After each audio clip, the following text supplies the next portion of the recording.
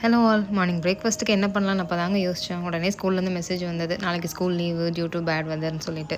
So anyway நம்ம plan பண்ணால் தான் பண்ணலாம் அப்படின்னு நினச்சிட்டு பண்ணேங்க. பம்கின் பாஸ்தா தான் பிளான் பண்ணியிருந்தேன். ஸோ அதுக்கு வந்து பம்கின் நல்லா கலர்ஃபுல்லாக இருந்ததுங்க.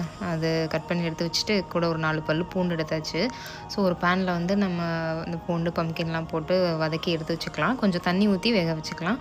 இது சீக்கிரமாகவே குக் ஆகிடும். ஸோ ஒன்றும் பிரச்சனை இல்லை. அதுக்கப்புறம் பக்கத்தில் வந்து இன்னொரு பேனில் வந்து நான் பாஸ்தா வேக வச்சுருக்கேன். அது கூட கொஞ்சம் உப்பும் போட்டு வேக வச்சுக்கோங்க.